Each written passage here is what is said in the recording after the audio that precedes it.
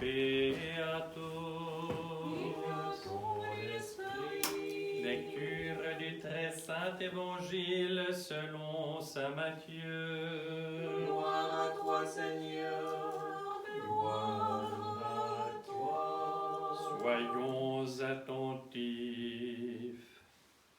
Le Seigneur dit, si vous pardonnez aux hommes leurs manquements, votre Père céleste vous pardonnera aussi.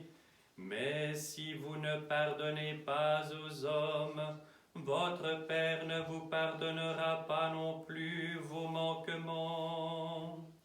Lorsque vous jeûnez, ne prenez pas un air sombre comme font les hypocrites qui se composent une mine exténuée pour qu'on voit bien qu'ils sont en train de jeûner. En vérité, je vous le dis, leur récompense, ils l'ont déjà. Mais toi, lorsque tu jeûnes, parfume-toi la tête et lave ton visage, pour que ton jeûne soit connu, non des hommes, mais de ton Père qui est là dans le secret.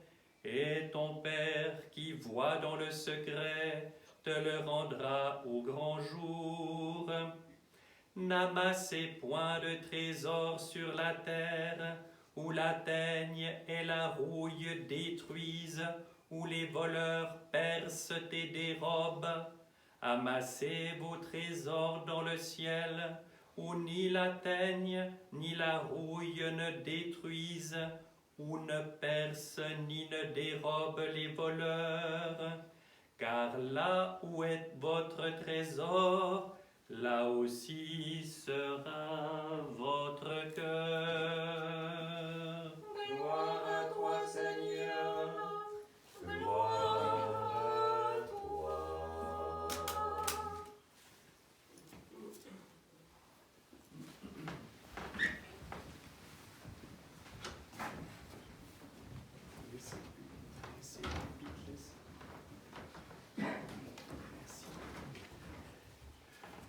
Au nom du Père et du Fils et du Saint-Esprit, ainsi soit-il. Chers frères et sœurs, nous voilà arrivés à la porte du Grand Carême.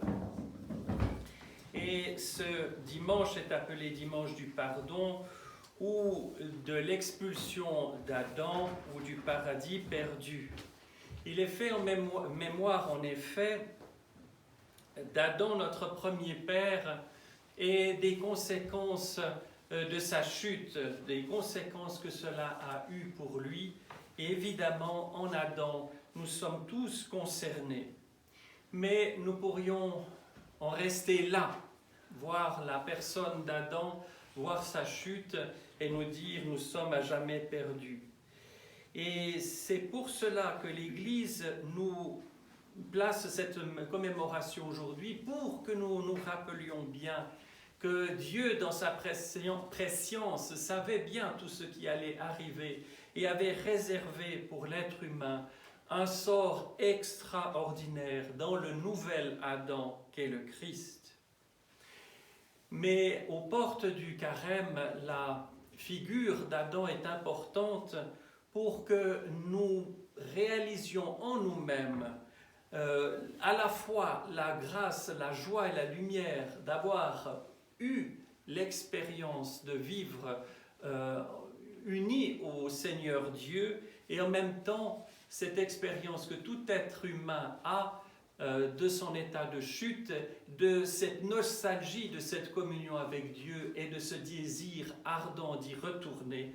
Et c'est ce que l'on appelle le repentir et l'humilité nécessaire pour que, devenant entièrement disponible à Dieu, le Seigneur puisse agir en nous et nous transformer. N'oubliez jamais, il n'y a pas de péché, de faute que le Seigneur ne puisse pardonner. Ce qu'il veut, c'est un cœur repentant, humble et qui désire véritablement retourner à la maison du Père. Et pour illustrer cela, je vous citerai juste le dogmatique des apostiches qui ont été qui a été chanté au Vêpres hier soir. Adam fut chassé du paradis à cause du fruit défendu. Assis devant la porte, il gémissait à grands cris, d'une voix plaintive, et disait « Hélas, que m'est-il arrivé, malheureux que je suis ? J'ai transgressé le seul commandement du Seigneur et me voilà privé de toutes sortes de biens.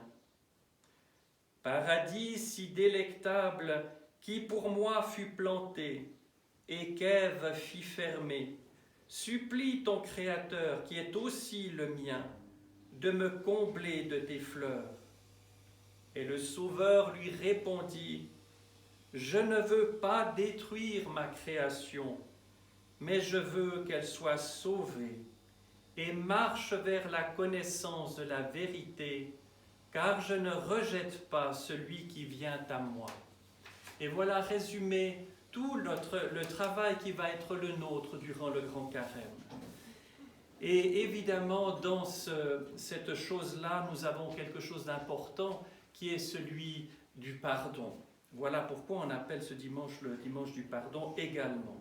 Et je vais m'appuyer simplement sur un court texte de l'archiprêtre Alexandre Schmemann. Le dernier jour avant le Grand Carême est appelé couramment dimanche du pardon. Ce jour-là, on rappelle ces paroles du Christ. Si vous ne vous pardonnez pas mutuellement vos offenses du fond de votre cœur, alors votre Père céleste ne vous les pardonnera pas à vous non plus. Au vêpres du dimanche soir, donc les vêpres de ce soir à venir, on célèbre le rite du pardon mutuel, afin d'entrer, réconcilier les uns avec les autres dans le Grand Carême, dans ce temps de purification, d'approfondissement, de sanctification de notre vie. La conscience est ce degré mystérieux de notre perception intime qui nous conduit à la repentance, à cette ardente aspiration à changer de vie, à renaître, à nous libérer de toute souillure. C'est précisément le repentir, cette voie de la conscience qui guide nos premiers pas sur le chemin de la purification, du désir de pardonner et d'être pardonné, qui nous conduit vers ce dimanche du pardon. Pourquoi le pardon et la soif de pardon pénètrent-ils en nous d'une manière aussi évidente, en même temps que le réveil de notre conscience, comme étant la toute première exigence qu'elle nous adresse? Parce que la conscience nous dévoile que l'essence même du mal, de l'injustice et la division, la faute envers autrui. Dostoïevski met dans la bouche du starec Zosima ces mots: « Chacun est coupable de tout envers tous. » De prime abord, ces propos nous semblent une exagération intolérable, voire une absurdité. En quoi suis-je coupable envers les autres ? Demande avec indignation et avec fierté notre raison, notre conscience. Certes, elle est d'accord pour reconnaître que, d'un point de vue moral, il a pu nous arriver effectivement de commettre quelques fautes envers autrui, mais elle ajoute aussitôt pour se rassurer: est-ce qu'on peut vraiment l'éviter ? Laissons la raison à ses doutes, laissons même la morale à ses explications et ses justifications.